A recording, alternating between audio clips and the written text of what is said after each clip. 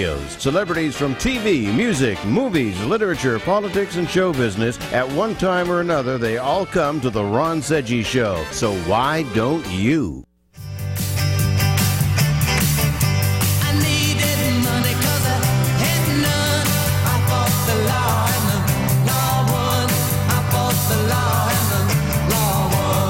You can try fighting the law all you want, but the law is always going to win.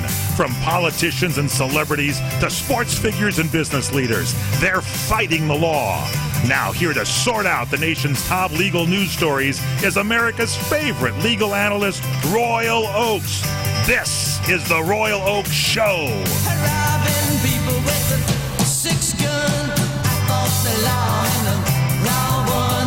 I fought the law and the law won. Thank Mac Horn, and welcome to the Royal Oakes Show, and welcome to our co-host Ken Jeffries. How are you today, Ken? Hi there. What another crazy week. Pretty wild. And our millennial correspondent, Connor Oakes. How are you doing? I'm doing well.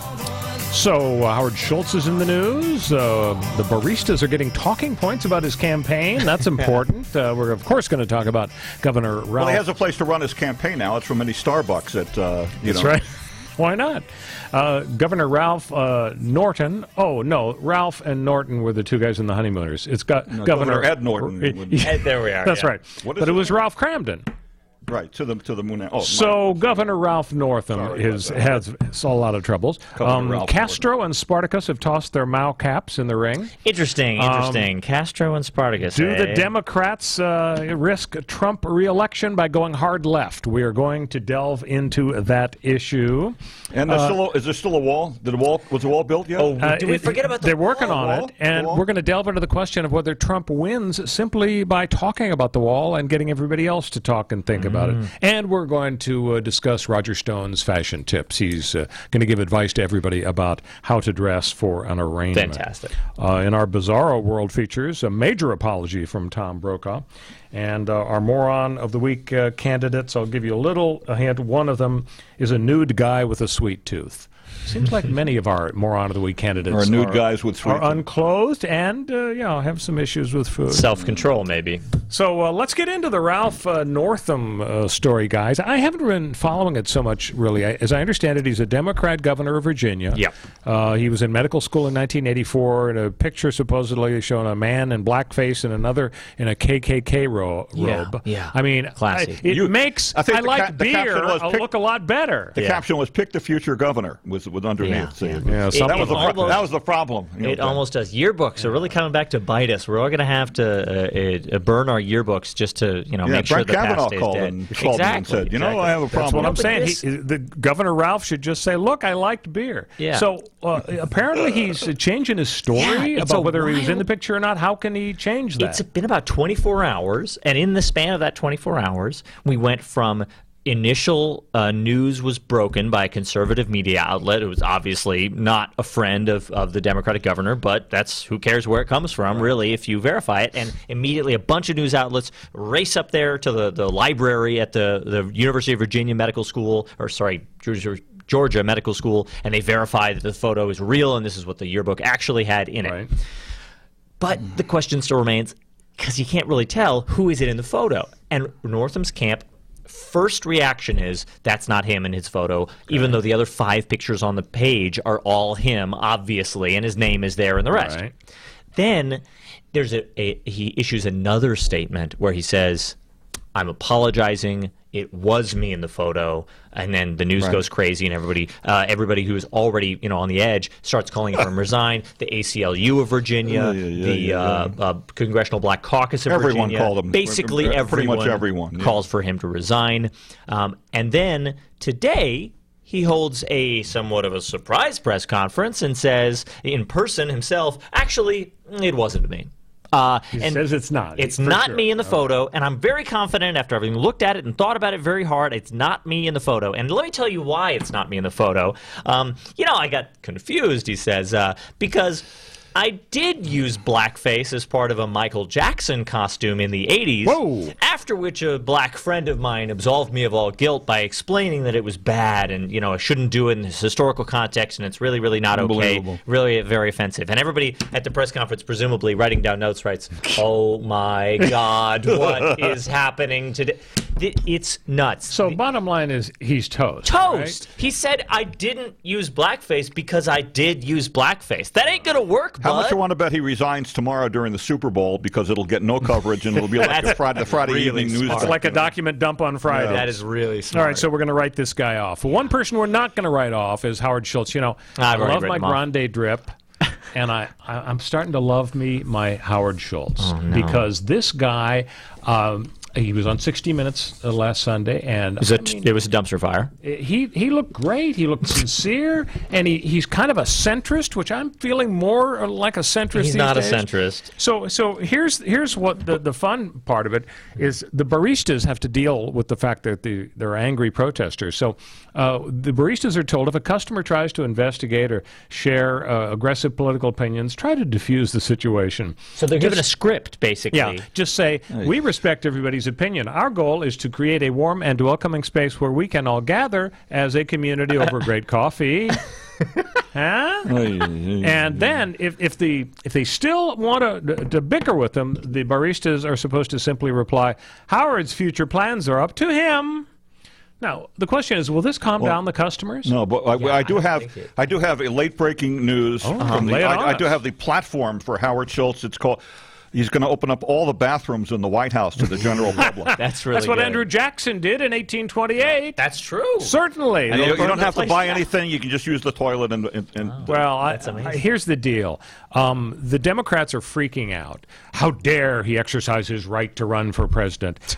Putting it bluntly, was a heckler at New York Barnes & Noble who told Schultz, "Don't help elect Trump, you egotistical billionaire a-hole." Yeah. That was a classy move. That was Hillary. Around the world.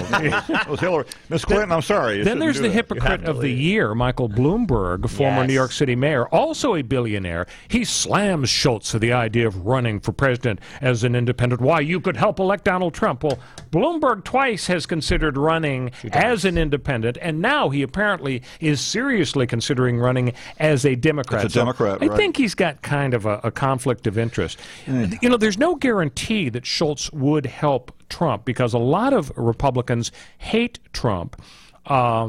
They might move to Schultz, and to the extent Schultz is a moderate, he could take a bunch of GOP votes. I mean, and if the Democrats nominate a Democratic socialist like Bernie Sanders, well, maybe many Americans will say no to Trump and no to democratic socialism, and yes, they'll vote for Schultz. But at the end of the day, isn't that his right to run and our right to choose if we want to go for a third party? Well, it's not that he doesn't have the right to do it. Of course he has the right to do it. Anybody, could try to burn down the two-party system. It's that game theory, as it plays out in history and has played out, in theory discussions everywhere, recognizes that third parties are not successful, that the first past the post winner-take-all voting system, where if you win by one vote, you win the whole thing, inevitably leads to two people fighting for that 51%. It's just totally inevitable, and it's nobody's fault.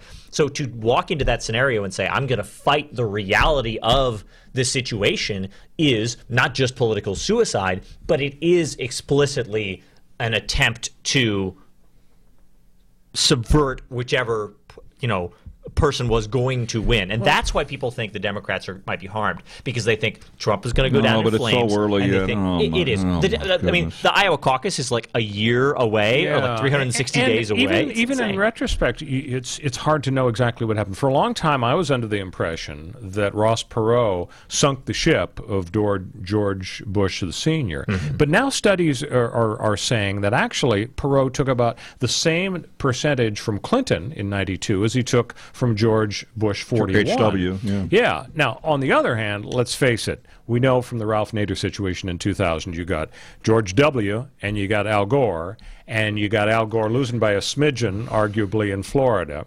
We know that Ralph Nader had a huge smidgen in Florida. Yeah. If his votes, which of course primarily would have gone to Gore instead of Bush, had gone to Gore, Gore would have been president. Yeah.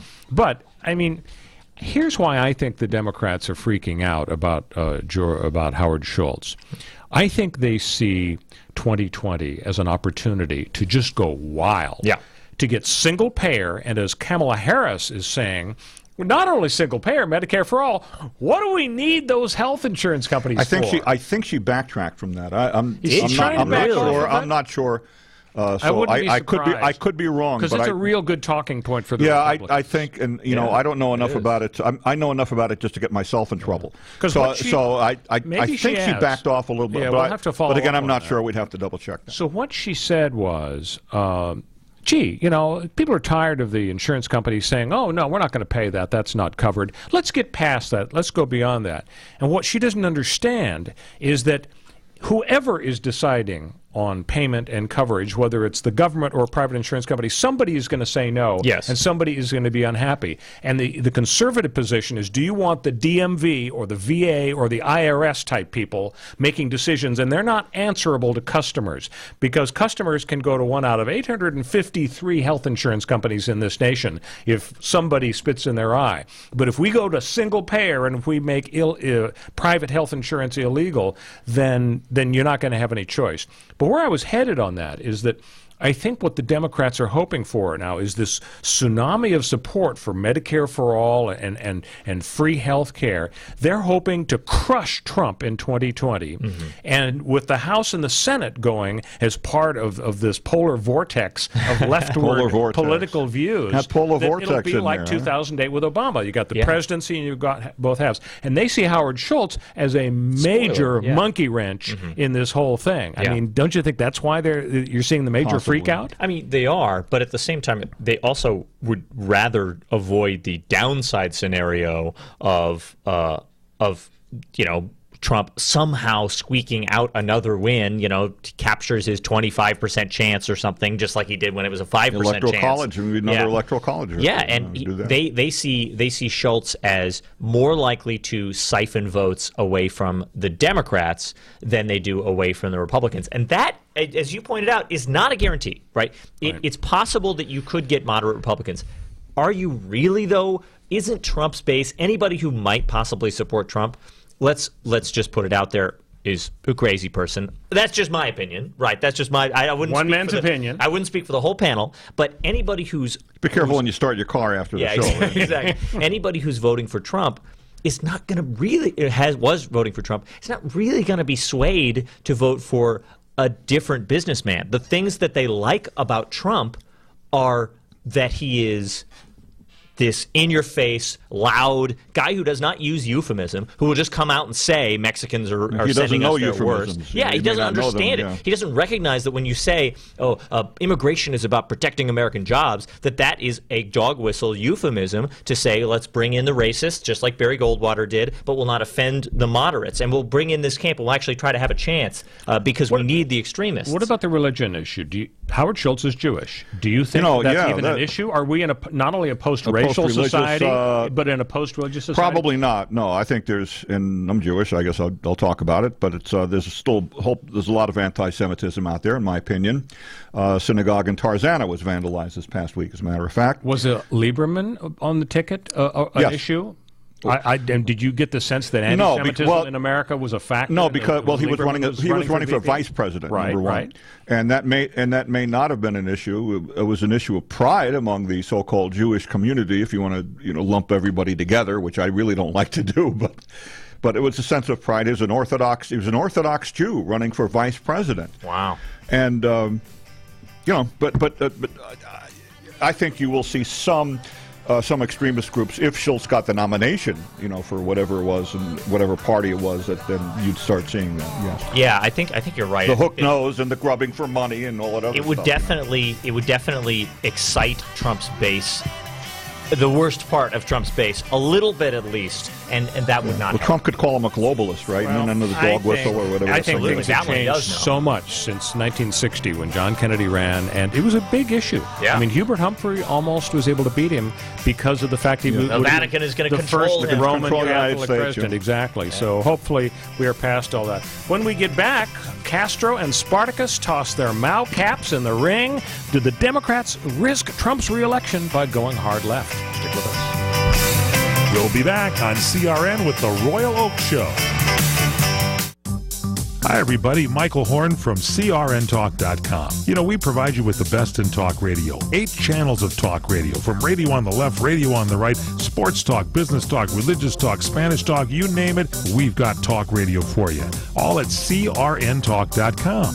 Well, now we'll bring you video as well as audio. That's right. Watch your favorite shows like The Robert Conrad Show, The Fred Dreyer Program, What's Cooking Today, What's Cooking on Wine, The Lounge, and so many other shows in video right at our website, CRNTalk.com. You can also watch us on Roku. Just search CRN Talk, and you can watch us on Roku on any TV anywhere in the world. Also on Facebook Live. Go to Facebook.com/CRN Digital Talk. Facebook.com/CRN Digital Talk. Roku, search CRN Talk. Check us out on Tiki Live and at CRNTalk.com. Video for you talk fans, all from CRN Talk. Imagine this is your money and someone wants to take it from you. Who is it? The IRS. They want your money, and guess what?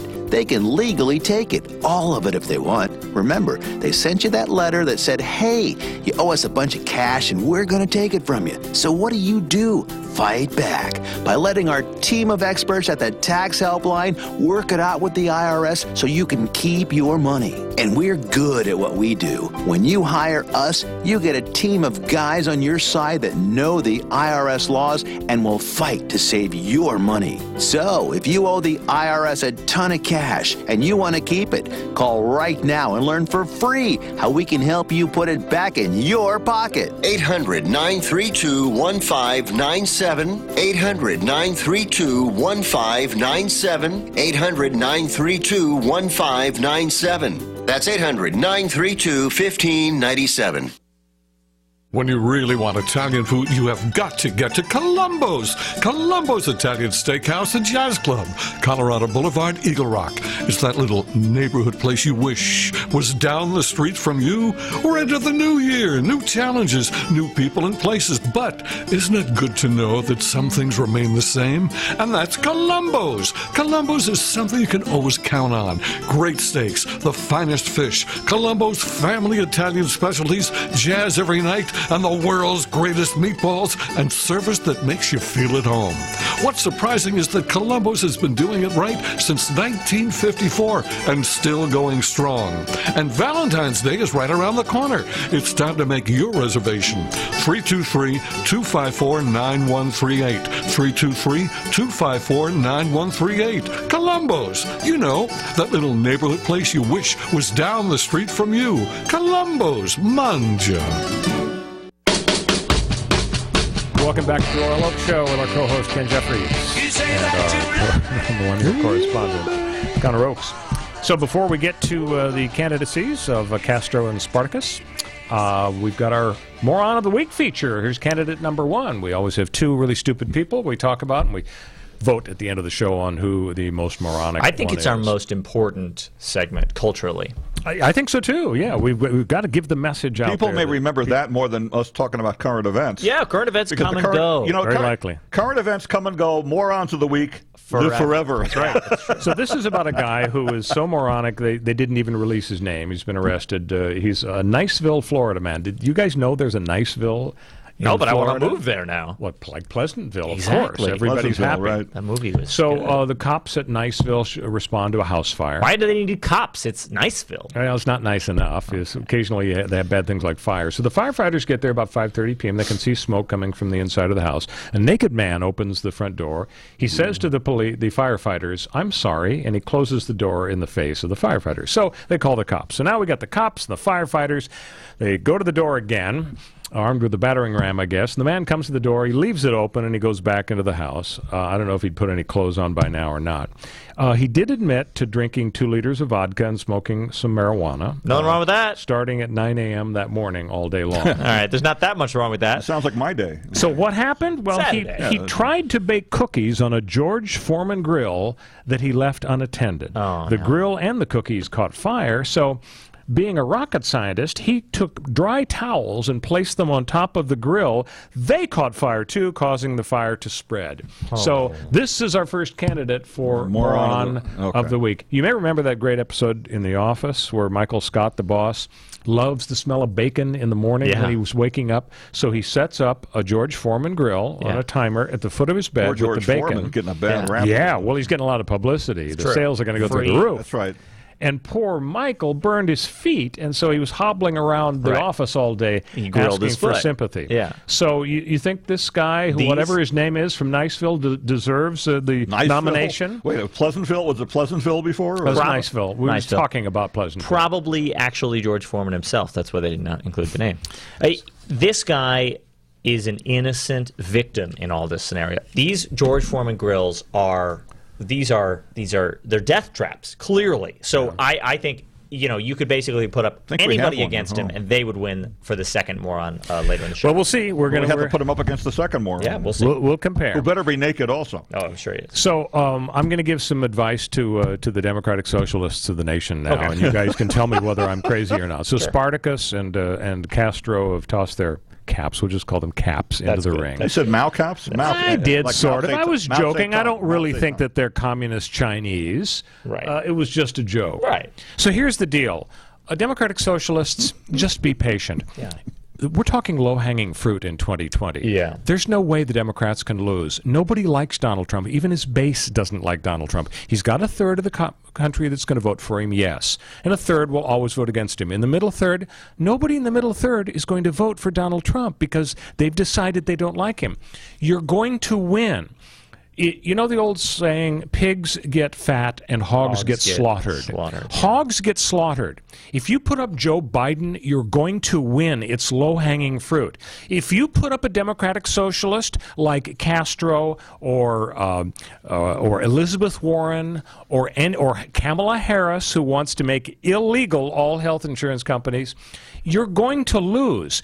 And the precedents are two. In 1964, the Republicans thought, my gosh, we're going to do what's right. And Barry Goldwater is right. What was his slogan? In your heart, you know he's right. Yes, and also... literally and figuratively, I guess. Right? Extremism in the defense of justice is no virtue. Right. Moderation in the pursuit of liberty is no virtue. No vice. Right. I got it wrong, but that's the idea. And he was crushed by Lyndon Johnson. Fast forward to 1972, they got Richard Nixon, and the Democrats couldn't resist the temptation. They went for George McGovern, allowing Nixon to have a slogan which I think was acid, amnesty, and abortion. That was the tagline.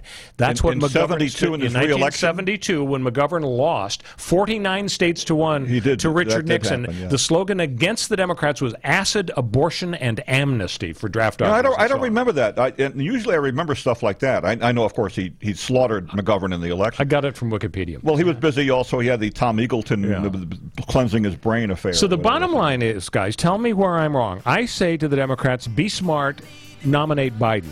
Am I messed up here? I actually think that a lot of political theorists would say you are a little bit off, or maybe a little bit too sort of hopeful that that's how the American system works. A third, and the middle people can be convinced. Other people would say it's all about exciting enough of the half of the middle third that is already on your side and never really will go to the other, but they just won't show up to vote. This is, in comparison, to discuss that 1964 case we might talk about later in the show with Barry Goldwater, but I think you might have to excite your base more, and somebody like Kamala Harris or Cory Booker might be able to do that. What could be more exciting than Joe Biden? I ask you that. When we come back, our esteemed panel will guess the verdict and some pretty wacky stories. Stay with us. We'll be back on CRN with the Royal Oak Show.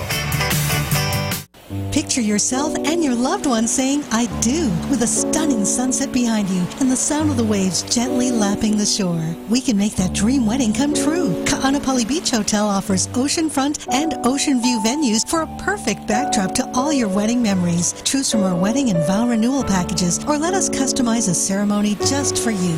Call 661-0011 or visit ka'anapaliweddings.com and let us help you create that once-in-a-lifetime occasion.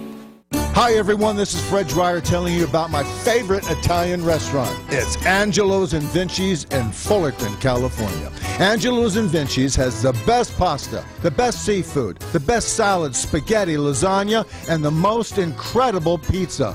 And the chicken is delicious. Marsala, piccata, cacciatore, parmigiana, and more. For desserts, try our spumoni or our tiramisu, my favorite, flown in fresh from Italy.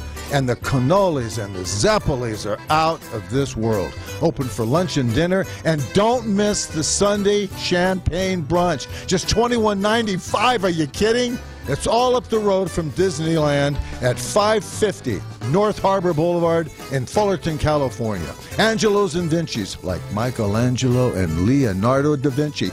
Call 714-879-4022 or visit us online at angeloandvincis.com. Imagine this is your money and someone wants to take it from you. Who is it? The IRS. They want your money, and guess what? They can legally take it, all of it if they want. Remember, they sent you that letter that said, hey, you owe us a bunch of cash and we're going to take it from you. So what do? Fight back by letting our team of experts at the tax helpline work it out with the IRS so you can keep your money. And we're good at what we do. When you hire us, you get a team of guys on your side that know the IRS laws and will fight to save your money. So if you owe the IRS a ton of cash and you want to keep it, call right now and learn for free how we can help you put it back in your pocket. 800-932-1597. 800-932-1597. 800-932-1597. That's 800-932-1597. If Ernest Hemingway was alive today, would he say this to you? Shakespeare, Mark Twain, Edgar Allan Poe, all great writers. And after reading your book, I simply must add you to the list. Wait, you don't have a book yet. So make a free call to Page Publishing. Their expert staff can help you turn your book idea into a real book, a masterpiece that could someday make the bestseller list in hard copy and digitally all across the world. Page Publishing can help you completely take your idea for a book, write it, and publish it. So if you want to join the ranks of some of the most famous authors in the world, call now for a free information kit. Turn your book idea into publishing gold. Make a free call right now to Page Publishing. 800-378-3212.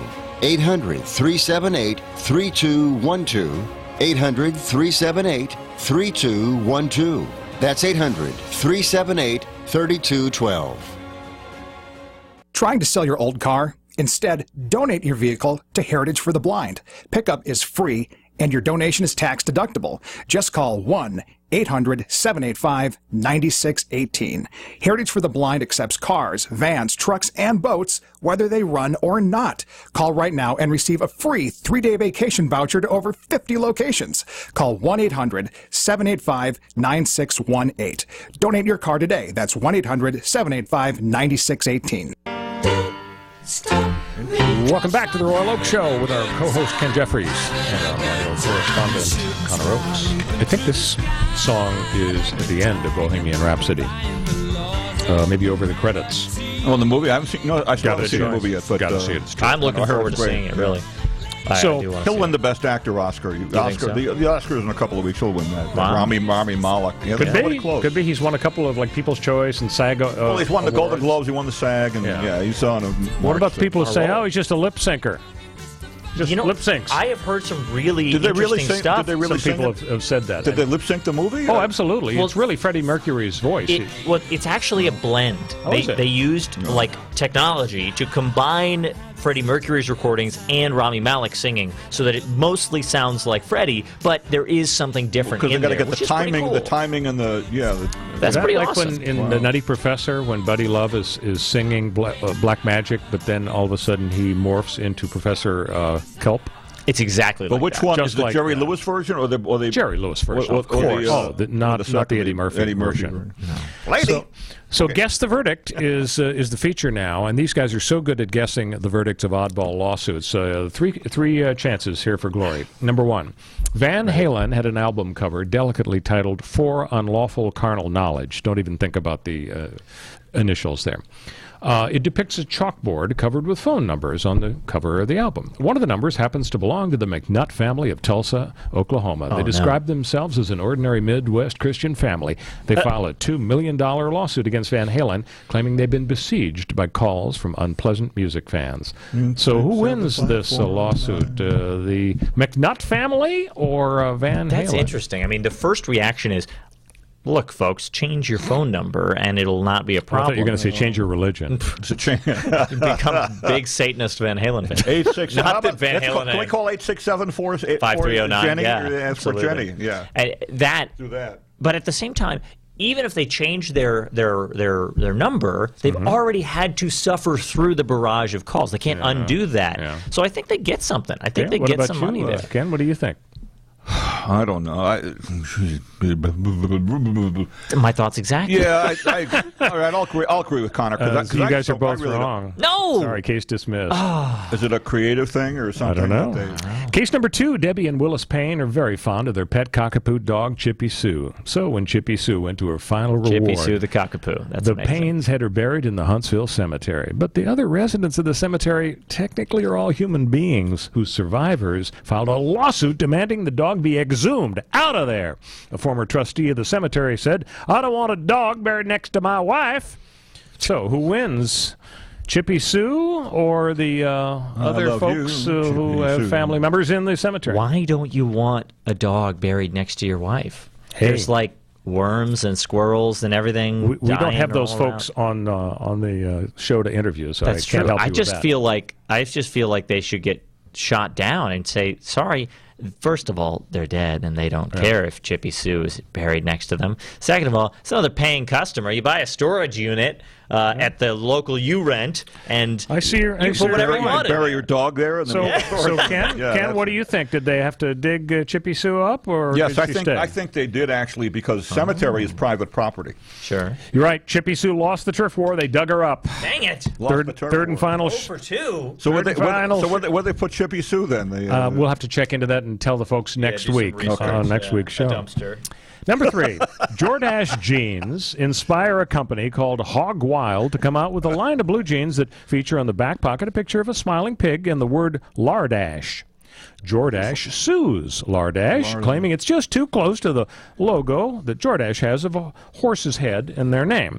So who wins this titanic legal battle, do you think? Jordache or Lardache? So the legal standard here for parody, because that's what this is parody, parody is okay if there's not significant chance of consumer confusion. That's generally the rule of how it works. So the question in our mind is it possible in the consumer's mind that Jordache would make pants with a Lardache logo on the butt, and therefore that they could be a smiling pig on the Lardache? And part of that could be, is Lardache a lighthearted brand that can poke fun at itself? Did they mess with their logo ever before? Have they messed with probably not. I don't know. Ask the folks at IHOB. Yeah.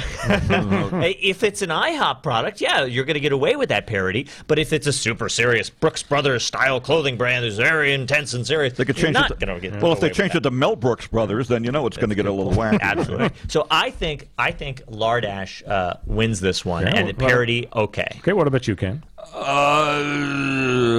An all-gray circle gets a square. You're right. Hog Wild wins. 10th Circuit said there was no danger of confusing the two companies. You had the standard exactly right. Got him. Saturday Night Live did a parody 2 years ago with Gilda Radner, and they called it Jewish Jeans. Jewess, and it was very funny. It was like the Jew, because the Jewish women, Jewish, and they had a logo and like a menorah or something on the back or whatever the heck it was. Gilda Radner was incredible. Do you own a pair of those jeans? Yeah, they're in my closet. The rule is if you don't wear it in 6 months, you throw it out. That's true. Right. Marie Kondo. All right, let's get back to 2020 because we can't stop talking about this election. Kamala Harris. LA Times says she has stormed to the head of the pack, which I don't get because I haven't seen any polls putting her ahead of Biden. I'm still in my Biden rant, but who knows? Well, 20,000. The people who have declared. she might be ahead of that pack. 20,000 people at an Oakland rally turned out for her. Her platform was Medicare for all, free child care for all, free college, free everything. And her slogan was, "We're at an inflection point in history." She said... the inflection point? Yeah, inflection point. A point at which things change dramatically. And everybody's going to understand that. That's not going to be a problem for her using that slogan. She pledged... I have the honor of being your president. This is Kamala Harris. If I have the honor of being your president, I'll tell you this. I'm not perfect. Lord knows I'm not perfect. But I will always speak with decency and moral clarity and treat all people with dignity and respect, and I'll lead with integrity, and I'll tell the truth. Gee, to me, that sounds perfect. Yeah, but she just said, Lord knows she's not perfect. How could you get more perfect than that? Well, you know, your hair's never perfect, so that's one. Well, Jimmy Carter once said, "I'll never lie to you." Didn't he once say that on a campaign trail? Well, then he said he had lust in his heart. And he was exploiting the post-Watergate era. So here's my first question for you guys. Is it not facism? Isn't Kamala Harris an example of facism? We reward good looks. Oh, face it, not fascist. That's why we invited Connor on the show. No, I'm serious. Yeah, she's a good-looking woman, good-looking candidate. Well, what about JFK? JFK, in the debates with Kennedy and Nixon, of course, those listening on radio thought Nixon won. Right. And those television, Kennedy won, and Nixon had the flop sweat and all that. Shouldn't we look with skepticism on the fact that she's rocketing to the top because she's an attractive woman as opposed to, I mean, how... Is she different, really, from Cory Booker and Julian Castro and all the other folks? Julian. Aren't they basically the same on the same spot on the ideological spectrum? I mean, well, she has a much higher political profile. I think she has, really succeeded in putting herself out there as a member of the legislature and putting herself. She's gotten onto committees. She's spoken at crucial moments. And TV loves her in front of Kavanaugh. And TV loves her, but she also has sort of tried to put herself out there as somebody who speaks truth to power and who really exemplifies progressive values now, maybe not previously when she was DA, not the point, but she has I really done a lot of work to get to that front of the pack. And while she was maybe aided along the way, all these guys, I mean, Julian Castro and Beto O'Rourke, these are attractive dudes. Like Donald Trump, be still my beating heart. Beating hand. Hello there. Let me explain to you one way in which she did get a little boost a few years ago. You probably remember when President Obama was kind of embarrassed. Right. He called Attorney General Kamala Harris to say he was sorry for having referred to her as the hottest attorney general in the land. Yeah, Michelle, I don't think, was too happy with there was a ton of criticism. Remember that. He was sorry for the remark and for the distraction created by his comments. Yeah, not a great... You never notice things are never wrong. It's just people are sorry for the distraction. Yeah. It's like Mussolini. If I offended someone... When they were about to hang Mussolini, he apologized for the distraction for the Italian people. The blackface incident is distracting from my governorship of Virginia. So exactly what Obama said was this. You have to be careful, first of all, to say she, meaning Kamala Harris, is brilliant and she's also dedicated and tough.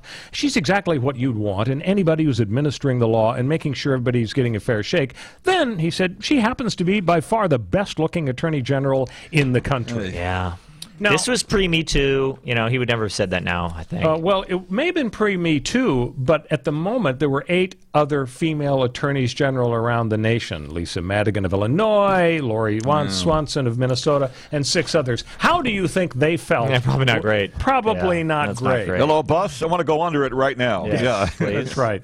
So I guess I'm picking up, in terms of Kamala Harris, her platform. The word free is critical. It's prominent. Yeah. Should we be suspicious, perhaps, I don't know, that everything she promises is free? Free child care, free Medicare for all, free college, and so on? Hello? Should we be suspicious of it?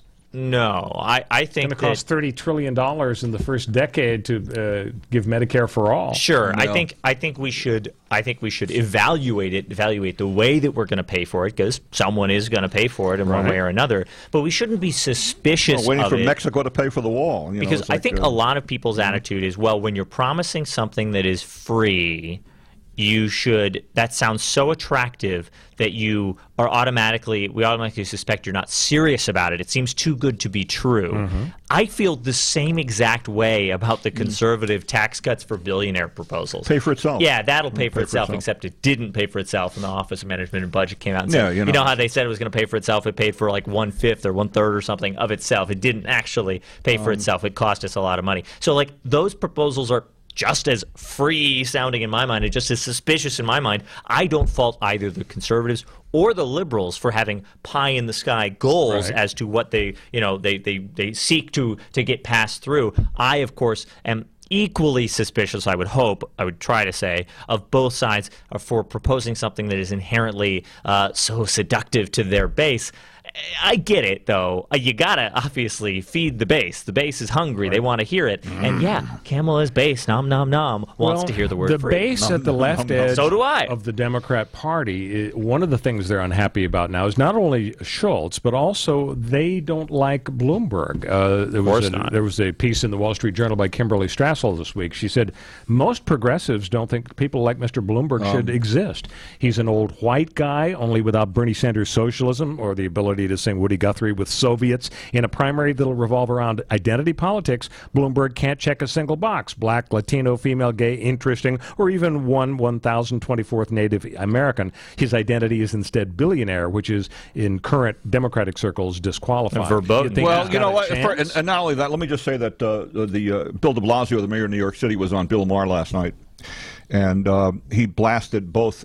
He both essentially said that Bloomberg couldn't win, and especially Howard Schultz. Yeah. And I'm thinking, well, you know, but de Blasio himself was also harboring, I think, some presidential ambitions someplace. And I think the likelihood of him becoming president is slim and none, and Slim has already left town.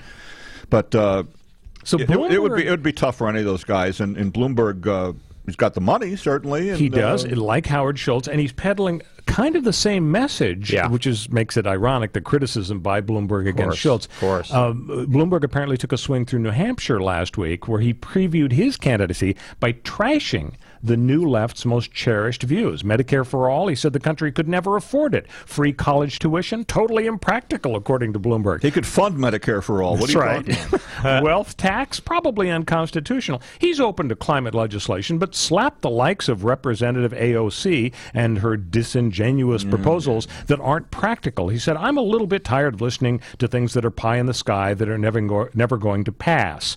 So for him to say, you know, get off my lawn, AOC, does he have any chance of appealing to the Democrats? No, not even a little bit. The new left, as people would describe, that made AOC famous and that likes Elizabeth Warren and making Kamala Harris and Cory Booker the front runners now, they think that billionaires should not exist. It's not that the billionaires themselves should be, you know, eaten in some sort of guillotine French Revolution style situation, although I'm sure they would be delicious and tender. The issue is that our system allows for the creation of wealth on the scale of billions of dollars, and these folks, the left, political left at the moment, is thinking to themselves, how do we have a system that allows for that and also allows people to die in the street? Like, that is what's morally wrong. Income inequality. Yeah, we have that level of income inequality.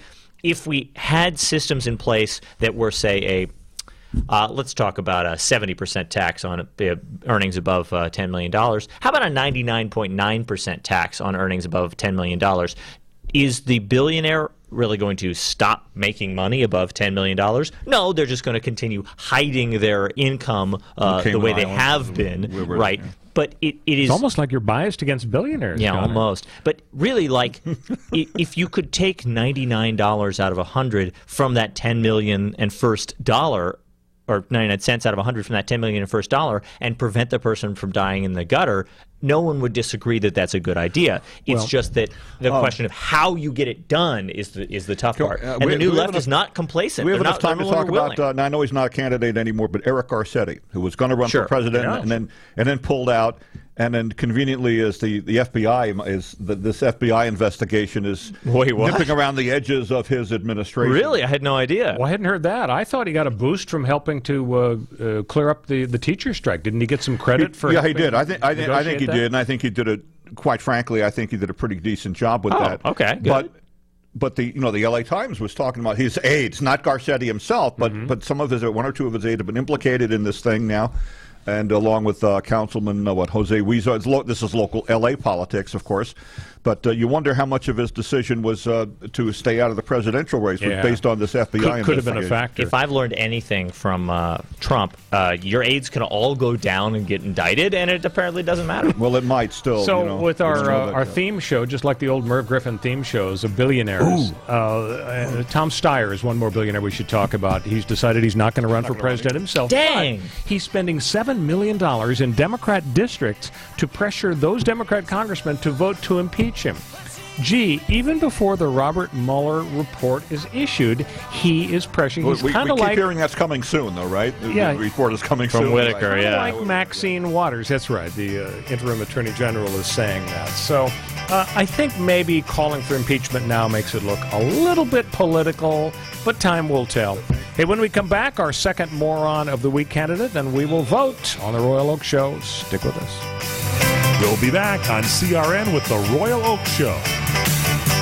Kaanapali Beach Hotel, Maui's Hawaiian Hotel. Located in the heart of Maui's premier resort, Kaanapali Beach Hotel is officially recognized as Hawaii's most Hawaiian hotel and the #1 best value in Hawaii.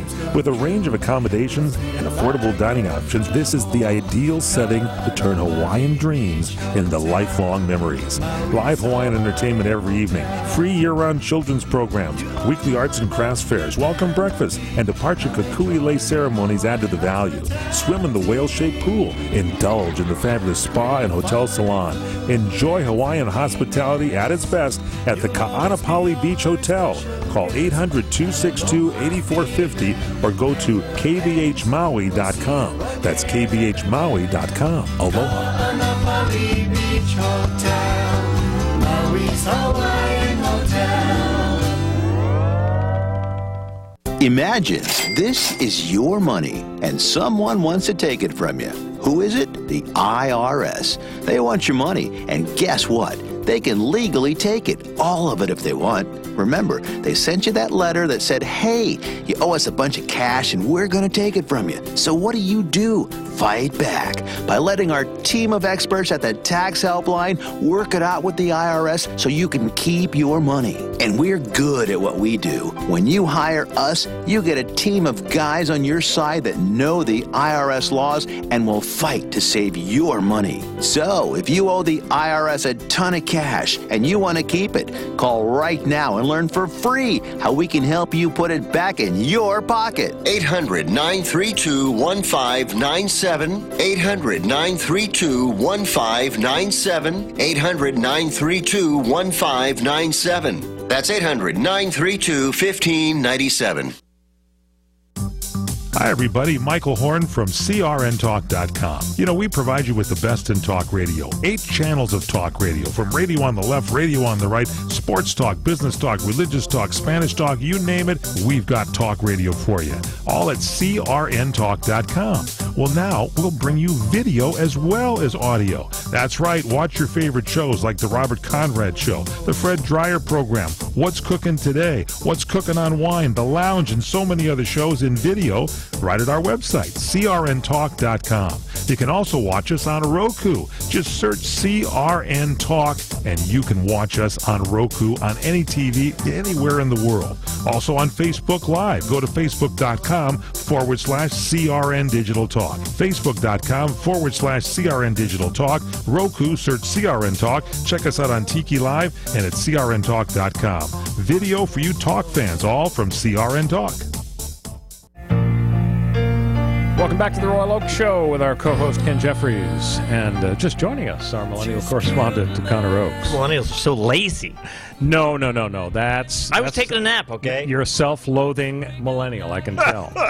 So, a moron of the week. We always have 2 candidates. Earlier in the show, we talked about a nude guy with a sweet tooth. He baked cookies on his George Foreman grill while he was nude, and he tried to put the fire out with dry towels. That didn't work. That was pretty stupid. Operating a George Foreman grill while nude just seems really dangerous. But here's his competition. Come on down, Jessica Dawn Killian of North Carolina. Gave birth to a boy in a speeding car, going along at 70 miles an hour. Okay. is in a Chevrolet Cruze. Was she driving? No, she wasn't driving, but she did give birth in the speeding car. The baby was born. She ran a drug trafficking operation, according to police. So the plot is thickening here. Okay, yeah. Her 5-year-old daughter was in the back seat watching the whole situation. So she named the boy, the baby boy to whom she gave birth, Atom Bomb. Hell yeah. His name is Atom Bomb. That is the coolest name I've ever heard. Grandma Teresa says the Atom Bomb is in good hands. Her boyfriend, Randy Earl Sane, has the baby. Now, wait. Is his name Atom or Adam? A-T-O-M. Because Atom Bomb is an amazing comic book character name that I need to go invent right now. Copyright, trademark. Speaking of names, look, Stanley is dead, so you don't have to worry about him. I can be the new Stan Lee. I know this is a digression, but the boyfriend of the mom, his name is Randy Earl Sane. Earl is a nickname. Why would he need the nickname Earl? What's wrong with Randy? Randy's a cool name. We love Randy Rainbow. Some people think Randy has negative connotations. Oh, there's that. Yeah. I know somebody who changed his name from Randy to Randall for that reason. Can we get Randy Cardoon back on the show for another interview to talk about the sexual implications of his first name? Who is the stupidest of these two candidates? The guy who, in the nude, cooked cookies on his George Foreman grill, burned down his house, or the lady who named her boy Atom Bomb, giving birth at 70 miles an hour, speeding to the hospital? This is really hard. This is the first time in the history of Moron of the Month, or Moron of the Week now, that I actually think neither of them is a moron. This guy got completely drunk and totally blasted and crossfaded and tried to make cookies. Who among us, by the way, right? Thank you, Matt. So there's that. And then, on the other hand, this woman, in the midst of a dire situation, you don't get to pick when the baby comes, right? Sometimes you got to give birth in a car. It happens to the best of us, right? And among all that stress and difficulty, she found the wherewithal to name him Atom Bomb. Can I actually throw a monkey wrench to this? I'm going to vote for a third person. Please. Okay. Governor of Virginia. Governor of Virginia is the moron. Right. Great idea. Yes, let's break the tie that way. That's what I like. He's the winner. I love it. So Roger Stone is in the news. He was arraigned on these trumped-up charges, if I could have a bad pun. But he's got some fashion advice for you in case you have to get arraigned in court soon. Right. He's known for his lavish and sometimes bizarre fashion choices, including top hats, very round tinted glasses. In a 3-minute video he posted with the Daily Caller, and I'm not sure if his lawyer went along with this, but he gave advice in the video about how to dress for your day in court. He says, "I've always believed clothes make the man. You don't want to appear too wealthy. You button the top button. You never button the top button of a suit. Neckwear is crucial," he says. What? Going out without a pocket square would be like going out completely naked, like the guy making the George cookies Foreman with the George Foreman grill. Thing, yeah. He uses boxers, not briefs, that were made in France. How does that affect? No one can see that. Do you appreciate Roger Stone's tips? I do. He ought to get a talk show. He absolutely should. He should. From behind bars. Why don't we add him to the list of potential candidates for Moron of the Week? And actually, we can close out the show with one more candidate, Kentucky Governor Matt Bevin. You know, we've had the Arctic polar vortex. Yeah. He's criticized schools for closing during the deadly Arctic deep freeze. What an idiot. He was interviewed, and the host said, they're all winners. "This is serious business." And he said, "Come on, there's no ice going with it or any snow. What's happening to America? We're soft. We're getting soft." That was his. Yeah, I You're talking to school children, literal school children. I think he was a little harsh. Goodbye. Hey, ladies and gentlemen, thanks for joining the Royal Oak Show. We'll see you next week. Have a good one.